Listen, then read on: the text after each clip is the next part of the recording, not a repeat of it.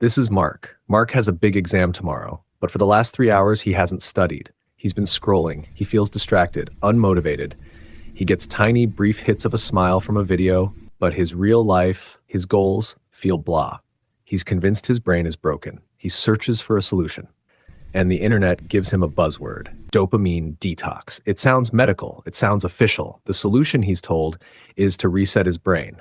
So Mark decides to try it for one full day. No phone, no computer, no music, no junk food. Just nothing. He thinks he's resetting his dopamine. But what if I told you he's been completely lied to? That the entire idea of a dopamine detox is based on a fundamental misunderstanding of what dopamine actually is, and that his detox might not even be possible.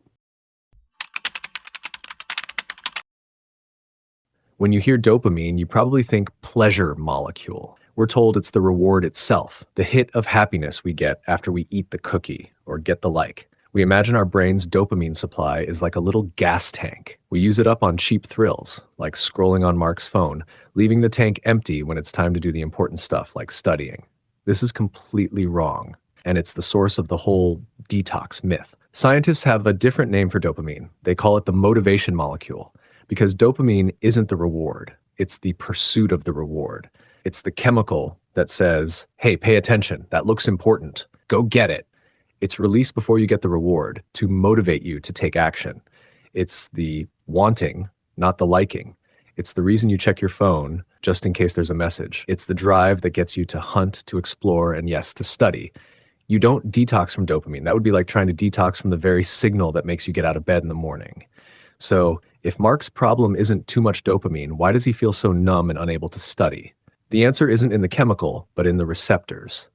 Imagine your brain's reward system as a reception desk in a hotel, and dopamine is a messenger that runs up and rings the service bell.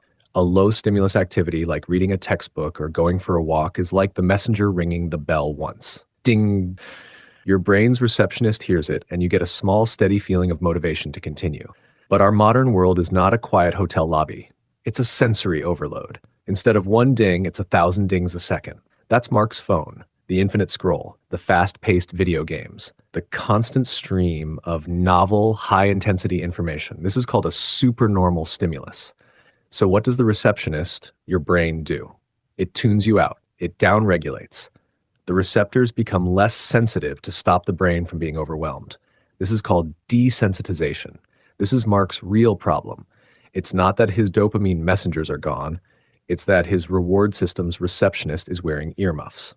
His brain is so used to the shouting of his phone that when he finally sits down to study, the whisper of the study task can't compete with the screaming of the internet. This is why after 3 hours of scrolling, a low dopamine activity like reading a book or listening to a lecture feels physically boring and difficult. So back to Mark, sitting in his silent room. His detox fails for 2 reasons. First, he was miserable. He wasn't retraining his brain. He was just white-knuckling it. He was starving his brain of all stimuli, both good and bad. Second, the moment the detox ended, what did he do? He binged. He scrolled for 5 straight hours, desperate for the stimulation he denied himself. All he did was resensitize his receptionist just in time to shout at it all over again. So forget the dopamine detox. The real solution is something called stimulus control. The goal isn't to eliminate dopamine, but to resensitize your brain's receptionist.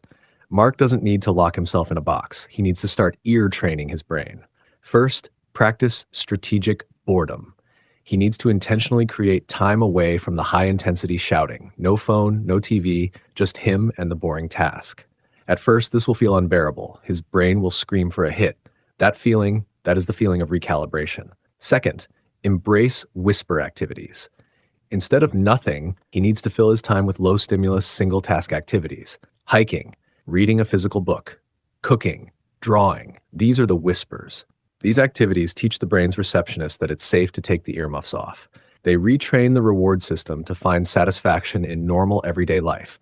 You are not addicted to dopamine. You're a human with a perfectly normal brain that is struggling to cope with an abnormal world. The problem isn't the chemical, it's the constant, overwhelming intensity we're triggering it with. Stop trying to detox from your own motivation.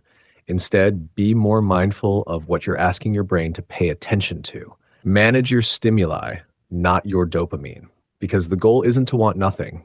It's to learn how to want the things that truly matter.